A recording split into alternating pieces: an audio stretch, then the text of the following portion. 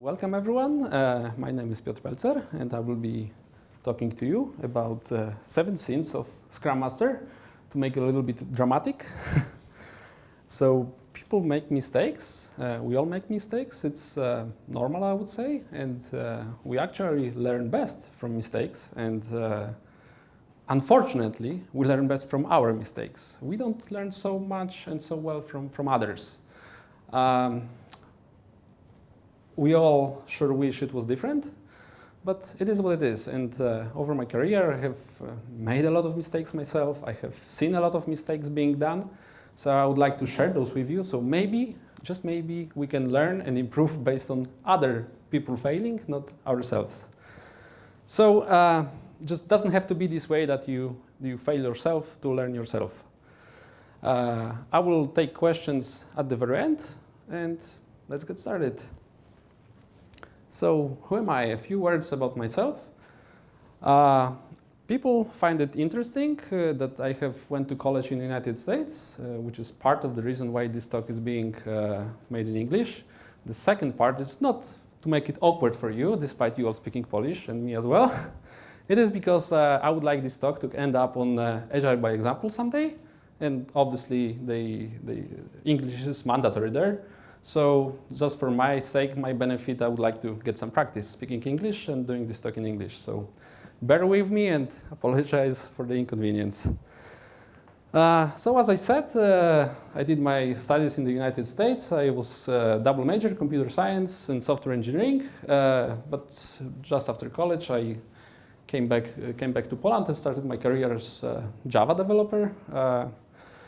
Very quickly, I have, however, started to focus more on people and less on coding, because all my life from the kindergarten, in every group I was part of, football team, just kids playing.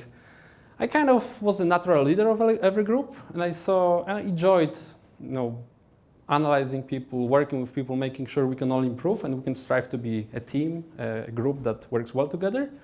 So that's what I started moving towards, away from Java coding and to becoming a team leader, then a manager, a resource manager. That job was worthless. And then in the more recent days, Scrum Master, developer coach, Agile coach. People like to give a lot of names and tags and labels to themselves. I don't care. If I had to put myself a tag, I would say I'm just enhancer, just a guy who makes a difference, a guy who tries for his team and for people around him to be better and improve themselves and just have more fun.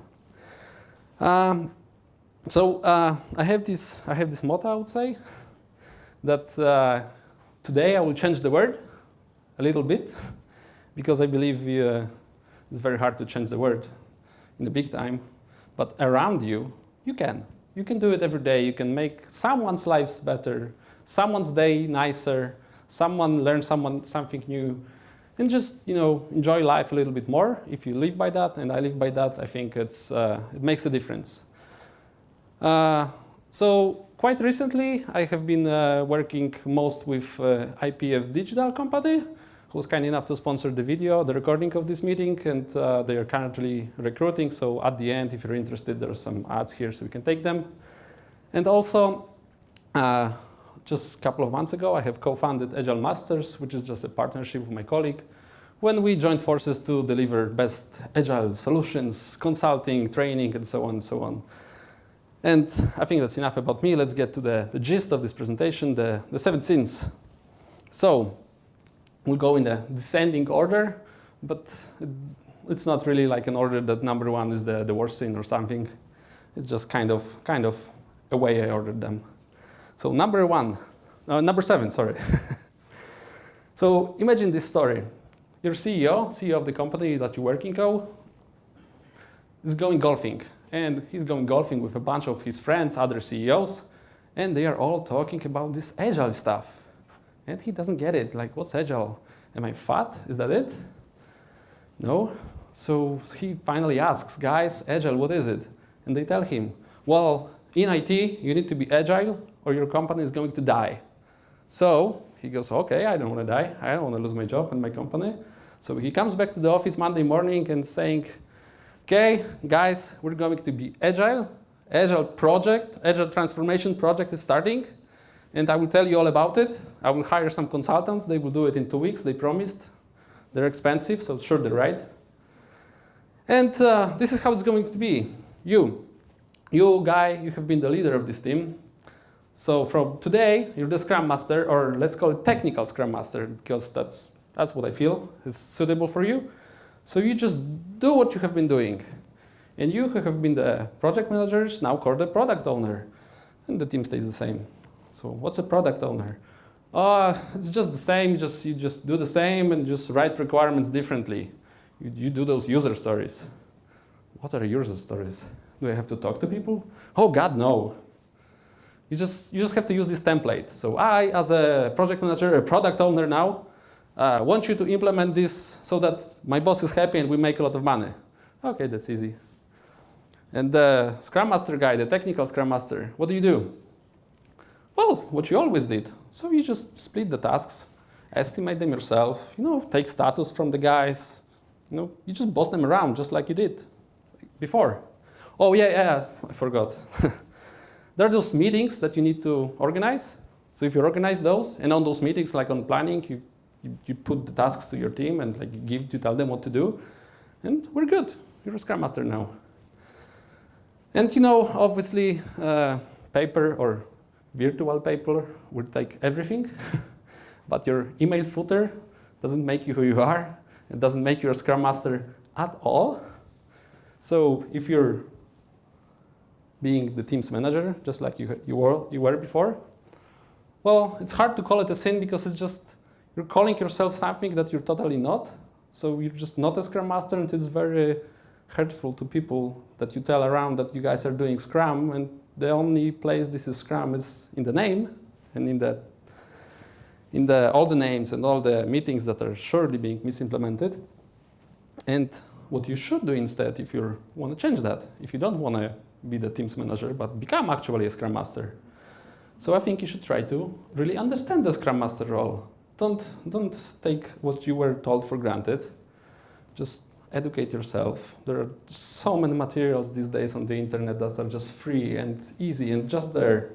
So first gain knowledge, understand Scrum, and it's probably going to be very hard at this company, at this team, but obviously you shouldn't just ditch your job tomorrow. But maybe, just maybe, you can try this role at a different team, at the same company. Maybe try to talk to someone and let them know that I would like to be the Scrum Master, not only by name, but really. And maybe this will work out for you. Maybe this is one solution. Maybe you can see it differently. But definitely, if you're a team's manager, you're just not a Scrum Master. That's it. So number 6. It's okay, those mistakes I'm talking about, it's okay for everyone to do mistakes. And in Scrum, or in Agile, actually, sometimes it's good to fail fast because we can learn from mistakes and you can use inspection and adaptation, and then we become better and smarter. So cool. However, if the team is failing over and over, your team that you're a Scrum Master of is never delivering, and you're like, okay guys, it's fine, don't worry, we'll be better next time. Yeah, planning, let's get hyped for planning. Guys, developers, the introvert developers, why are you not hyped? Be hyped. We're supposed to be hyped. When we are hyped and happy, we'll surely deliver. Next sprint goes, nothing is delivered, money is flowing out the window, but you're still happy. Okay, guys, it's okay, let's do retrospective, let's see, maybe we'll improve something. And basically, you're just never serious. Maybe you read the twisted version of Agile Manifesto that said in your mind that you take individuals and interactions over working software, and individuals and interactions over customer collaboration. Basically, individuals and interactions over anything else. And still the same scene comes in a worse form, tree hugging. When you push it to ridiculous level, when you misunderstand Agile to running on the fields, naked and dancing and being happy. No, that's not it. And trust me, like I really believe that you can say that people who are successful are happy. It's true. But they are not happy because they're successful. They are successful because they're happy. I also believe that. I believe in people happiness and caring about people. But let's not put individuals' interaction in front of everything else. I have actually been part of a project some years ago that was causing our company back then to pretty much die. And there were not that many Scrum Masters, but there was one guy who he was never serious, and he was like, well, they might fire us, but yeah, it's okay, it's going to be okay. Like, no, it's not going to be okay. And you really need to finally deliver some working software, even sometimes not being happy, just for a small second to deliver this working software, because at the end of the day, if that's about your survival, you really should put working software not over individuals' interactions, but it's kind of a little bit different in the original Agile Manifesto.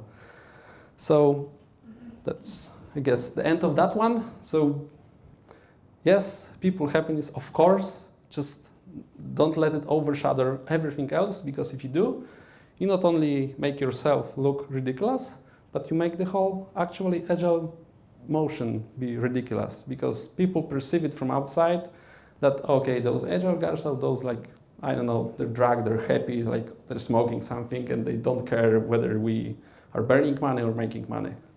So, no. Number 5. I think this one is a typical rookie sin. So, one way or another, you ended up on this nice Scrum training, nice 2-day Scrum training with a very good coach, and you got your entry-level certificate. You pass that, and you come back to your company, and now you will tell them. Now you will tell them that everything they have been doing is wrong, because now you have been blessed by knowledge, you have understood, and now, thankfully, they have you to tell them, to point their mistakes. And you go around, it's like, guys, this waterfall, what are you, dinosaurs? Come on. No one is doing that anymore. It's so stupid. Like, how can it be working? Look at the documentation with use cases. No, user stories only. That's wrong. So 2 weeks ago, we were doing the same thing, but now you know. Now you know better. And now everyone that's not doing what you've been told on your training is just basically, I don't know, a moron or something, because you know better. Imagine this story. You join a company, say it's a fintech company, a startup, or maybe it was a startup 2 years ago, now it's just growing fast. Like 2 years ago, there was like 3 people, now it's close to 200, and they hire you, and you join there, and like every day someone new comes to work, there's a lot of chaos, and everywhere you look, you're like, guys, what are you doing? Like, there are no procedures, like where's Scrum, where's Agile? Like, what are you doing here? Like, this is wrong, this is not efficient. I will tell you how to be efficient. Thank God you hired me, because with my entry-level certificate, now I know, and I will tell you how can you fix everything. I'll point your mistakes, and everywhere I see something wrong. So, I will help you. And ask yourself this question: if everything that you see around, everything those guys are doing is wrong, inefficient, stupid, how come there were 3 people 2 years ago, and now there are 200, and they hired you? They hired you because of their smarts and success, and you're just a hypocrite. So don't be a hypocrite. Respect others' achievements. Look around you and ask yourself, okay, maybe not everything around is perfect. Hardly ever is. But they got here somehow, and you should actually admire that. You should admire that, And based on your knowledge and what you have learned, you should try to obviously help everyone improve the process that might be faulty, might be a little bit chaotic. Good, very good. But don't ridicule other people for their great achievements, actually. Because the only reason you're there is based on their success. So, again, do not be a hypocrite. Appreciate others. It's not that this way of working is the only way of working that's successful, makes sense, and others will fail for sure. All right, number 4. So, Scrum is a framework, and it has some rules. And those rules will be enforced by you. You will make sure those rules are enforced. A daily lasts 16 minutes. You disconnect the call right now, right at the 15th minute mark. You end the call because they're supposed to stick to the time box. The team wants to move their refinement every other morning by 1 hour. Nope, that's not in your working agreements. That's not what you have agreed. Cancel everything else. Someday, someone, gets sick in the morning and he calls and like, guys, can we move a planning 1 hour? I really want to be there because I was very involved in refining those stories that we're going to be working on. I know all about them. I want to be present during the planning. Please move it 2 hours because I need to take care of my life. Nope. Rules are rules. They have to be enforced. That's what Scrum is all about.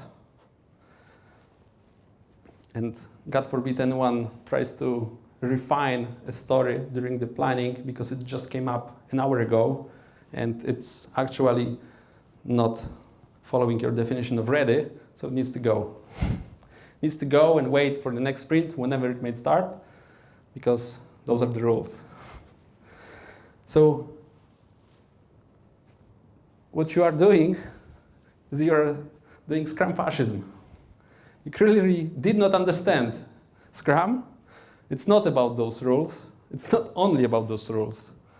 It's what you should do instead is understand the Scrum values. Are you really, by your behavior, following them? Are you embracing them, the Scrum values, what they are? Maybe you should remind yourself and the team that it's a lot about the values. And it's more about creating the right environment, the right tools, provide people with empowerment, and trust them to do the job. It's not about the daily being 15 minutes every single day, or else it's not Scrum. Scrum is not about strict rules. It's about maximizing value in a certain way, following certain values. So remember that and not be a Scrum fascist. Number 3. So another story. You join a team and they have been working with Scrum for quite some time. At least they call it that. And you learn the way they have been working so far. And you learn that they created Scrum as a framework after all, so they have adapted it to their needs because they're very specific. Just like everyone, they're very specific. And they have created their own Scrum Monster. Kind of doesn't really make much sense. And you can see that they have lost most of its core benefits. But, well, it is what it is. They're specific. Their product owner, project manager, whatever, is asking for status strictly on the dailies, and he is single-handedly providing the scope for the next sprint. They just nod in agreement.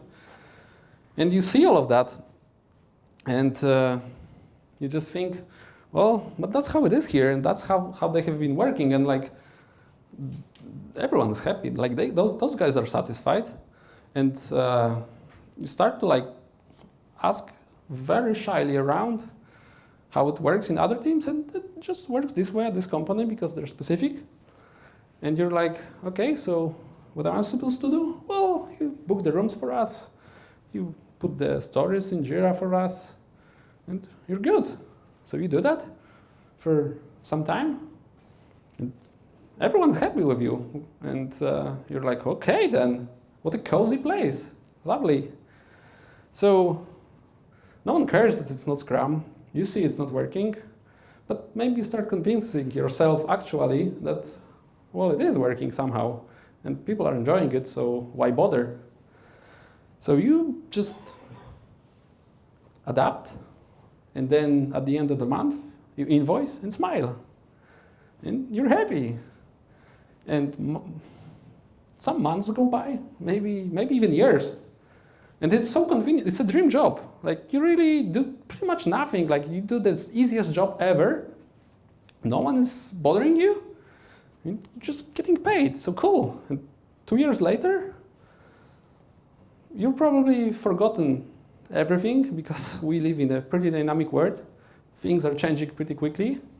If you don't improve, if you're in one place, you're probably falling behind, and if you're just adapting and like you stopped using your brain 2 years ago, I see this as a very short-term solution, pretty cozy maybe, pretty convenient in the short term, but in the long term, I don't know.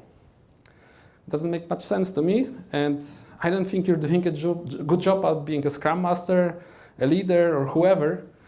And again, by doing that, by embracing this behavior, you're kind of hurting Scrum because you're supporting something, some monster, some creation, some weird framework, some weird thing, and calling it Scrum and like accepting it and even being happy, invoicing and smiling. So number 2 is a little bit related to the previous one.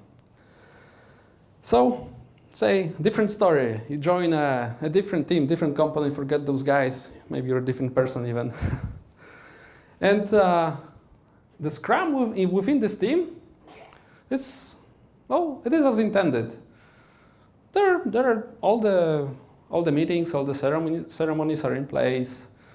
The daily is pretty effective. Like the guys really have the plan after the daily for the next 24 hours. They don't give status. They just effectively plan their next 24 hours, and they know what to do. They talk to each other. There is a product owner. He has a vision for the product, and on review you have a demo as well, and there are cookies, and everyone loves cookies, so it's really lovely. It's just something is not working, and it's not within the team. It's not like the team is trying. The team is really trying. They are really they care.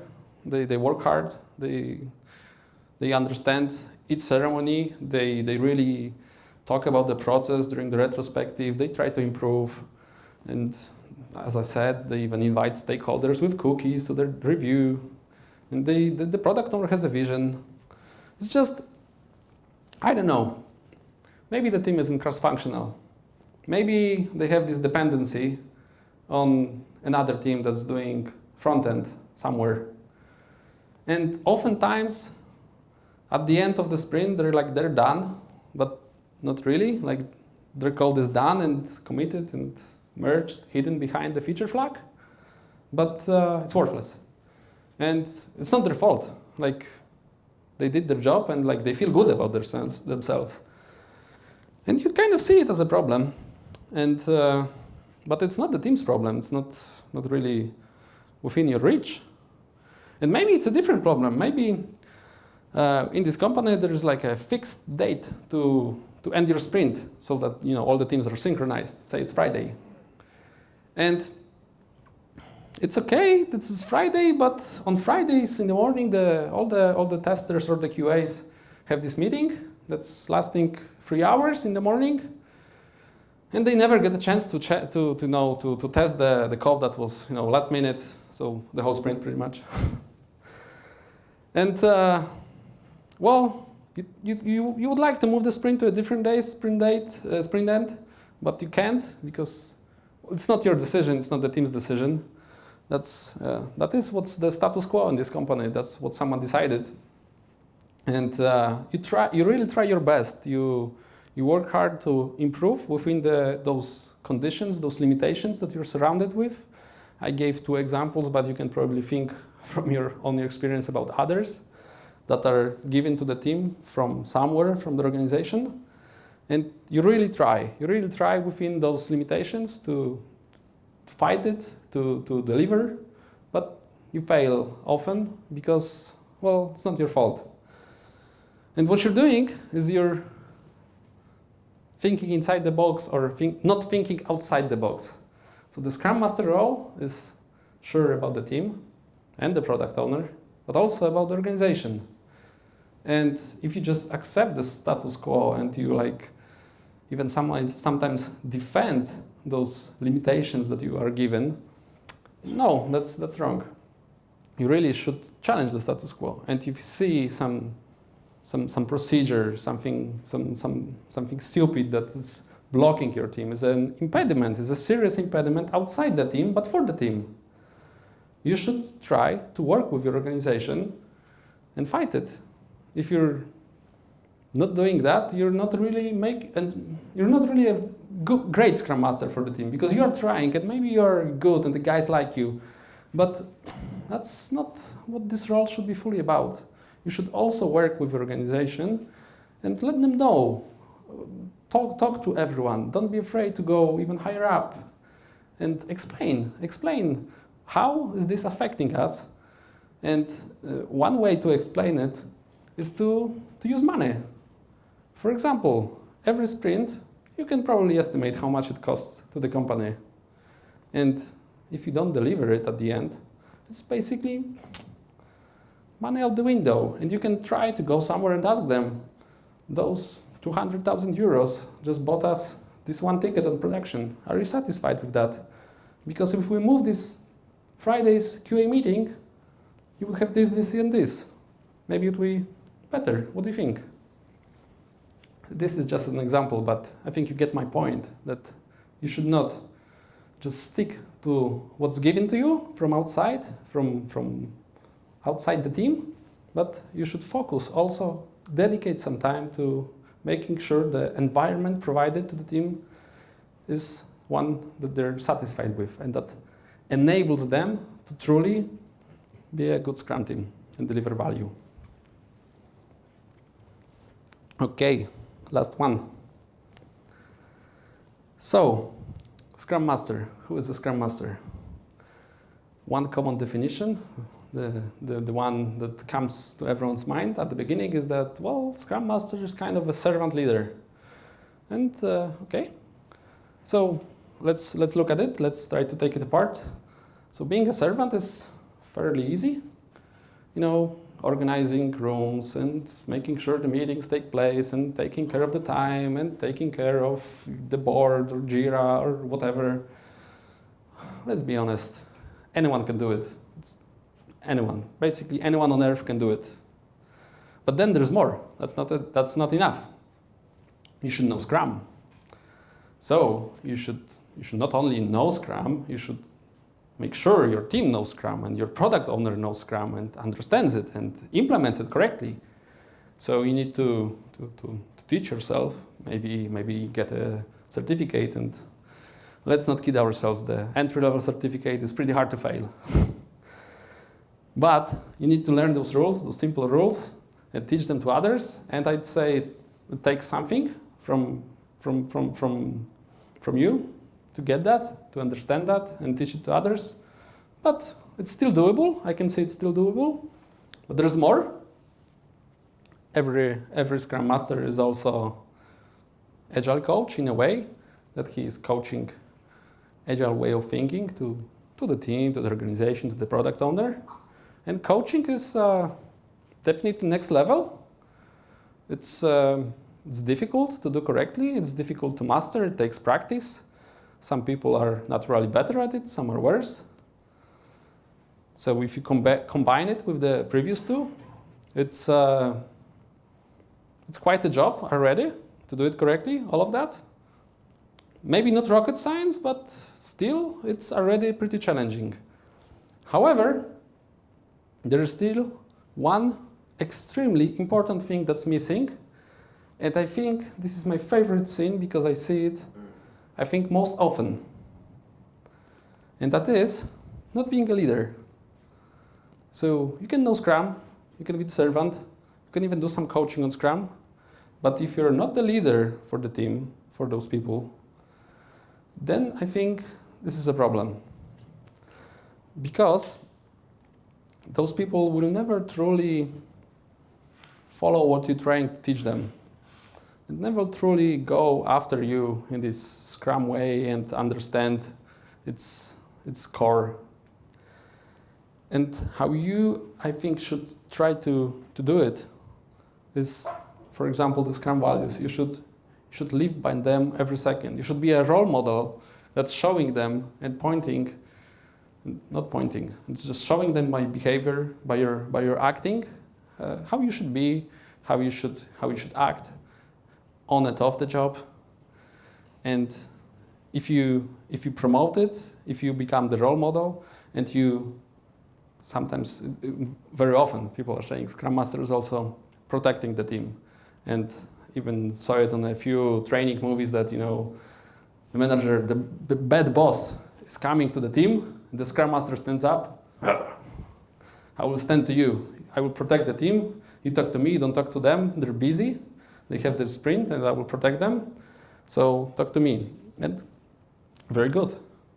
Very good as well. However, what's even better is proactively protecting the team. So making sure that not only when someone comes to you, but you just look at the team and how they are working. Do they have all the tools? Do they have all the competences? Are they truly cross-functional? Interdisciplinary team? Is everything working as intended? Can something be improved? If yes, don't even ask. Don't wait for them to ask you or see this problem. Just fix it yourself as soon as you see it. Provide. Again, I said it in one of the previous scenes. Scrum is about providing your team with the right environment and the right tools, and trust them to get the job done. And they will get the job done if all of those are met, if all those conditions are met. So I think being a leader is what makes a difference between a okay or good Scrum Master and a great one, a special one. And I know it's not easy because it's there are some natural characteristics for some people that they were gifted in this way, but anyone can try, and anyone can try to improve at that, and seek help, get coached, and talk to others, share experiences, and become a leader. We're out of scenes, but not out of slides yet. So let's talk about Scrum Enemy, number one enemy that Scrum has. And I think, sure as hell, it's not waterfall. What I think it is a silent killer that's making Scrum sometimes be a joke around you. Because I don't know about you, but in my career, somewhere in the office corridors, in the kitchen, on the internet, on some forums, I have heard so many, jokes about, this documentation is crappy. Oh, because it's agile. And, we're changing our mind every 30 minutes, and our priorities change because we're agile, and this is agile. And some of the scenes I have talked about before, if they are committed, also make Scrum look very bad. And because many times it's just not Scrum. It's like everyone is doing Scrum. If you ask all your colleagues on the IT companies, like Scrum, yeah, maybe Kanban. But everyone is agile. But if you ask two questions, if you just look under the blanket and say, so how was your agile? And just a few sentences in and you already know it's again, because I saw it so often. It wasn't Scrum. Someone just called it Scrum, misunderstood it, misimplemented it. It didn't work. It didn't make sense. All the people involved had this idea in their head that most of those meetings were a waste of time. Like I would have been better off browsing memes on the internet than attending our retrospective, because we have talked for an hour and never ever we have changed anything afterwards. No action points were created, and even if they were on such a level that nothing could be done. And it's okay, we understand that our Scrum Master tried, but it was above his pay grade and he couldn't. And if I think about all of that combined, I think that the only enemy of Scrum is bad Scrum. Or not Scrum at all, that's being called Scrum. Because implementing double quote Scrum in such a way that you throw those meetings at people and you change the title from the leader to Scrum Master and the project manager to product owner, and your user stories are, following the template. So today I, as the project manager, would like to have this requirement implemented, or otherwise I will fire you. And it's people somewhere forgot what Scrum is all about, or maybe they didn't even forget, they never cared to learn properly, but it's trendy, it's jazzy, everyone is doing that. That other CEO I met on drinks was doing Agile, and he drives a nice car, so I'll be Agile as well. And I think all of that is really making Scrum being perceived more and more as a kind of weird thing that doesn't really change anything. It just adds some overhead, and people hate it at the end of the day. Because it's really painful when I meet a new guy at my team, and he said, "Oh God, you're doing Scrum." I'm like, "What's wrong?" "Oh, I was doing Scrum already. Oh, it was so bad." And then I learn his story, and really, it is bad. And I have experienced this so many times that I think bad Scrum is really winning right now against Scrum. So, on a final note, I think what I'd like to ask you for at the end is that think about what I have told you, what you have heard today. Maybe you can relate to some of those scenes, stories personally. Maybe you see it around you, maybe your colleagues. Maybe you don't agree, that's fine as well.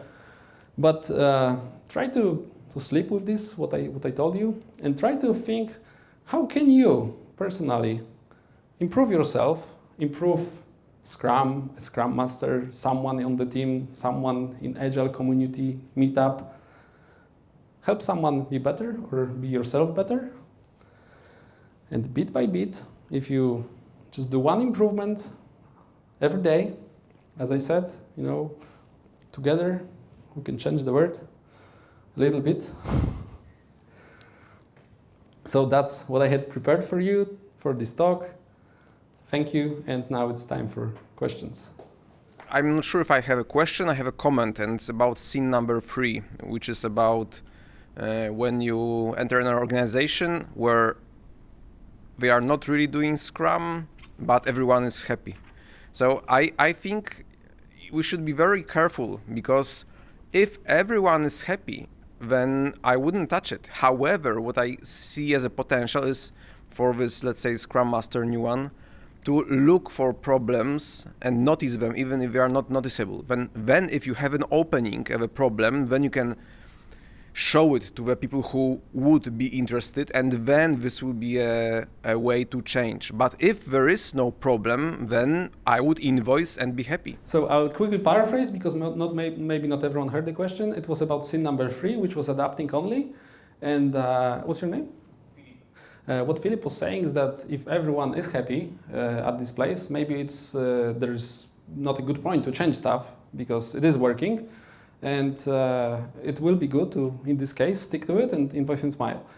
And sure, if everything is working, I totally agree with you. But often, and what I meant when I was describing this situation, is that everyone is happy with themselves because no one is caring, and they're not doing a good job.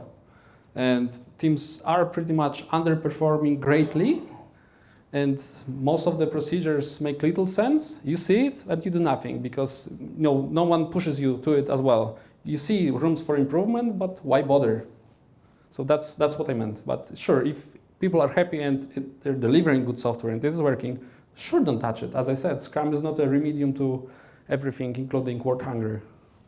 So thank you very much. And I have a question about sin number 1. So Scrum Master being not only a servant, but also a leader. So looking around the market today, I see that a lot of companies differentiate between Agile coaches and Scrum Masters at the same place. And I have a feeling, asking people around, that Agile coach is a leader and while Scrum Master should be only a servant, according to that differentiation. And according to your experience, do you see it often in the companies you work for? Okay, so again, I will paraphrase the question. It was about Scrum Master not being a leader, and the market differentiating between Scrum Masters and Agile coaches being leaders and Scrum Master not being leaders, just servants, and how is it in my experience? Okay, so yes, I am aware about this differentiation on the market between Scrum Master, Senior Scrum Master, Super Scrum Master, Chief Scrum Master, Technical Scrum Master, Agile Coach. I even heard Senior Agile Coach. And it's ridiculous. It's as I said at the very beginning, I don't like those titles, tags, and because they go in a way of what you're really doing. I think every Scrum Master has to be a leader, because servant leader, those are actually, servant is an adjective in English, and a leader is a noun, so it's just describing this noun. And every Scrum Master is also an Agile coach, because he's coaching everyone about Agile and Scrum. And yes, I am aware about those differences, but I wouldn't draw a strict line that Scrum Master is not a leader, Agile coach is okay, you're a leader. Thank you. Final chance, 3, 2, 1, sold. Okay, thank you then.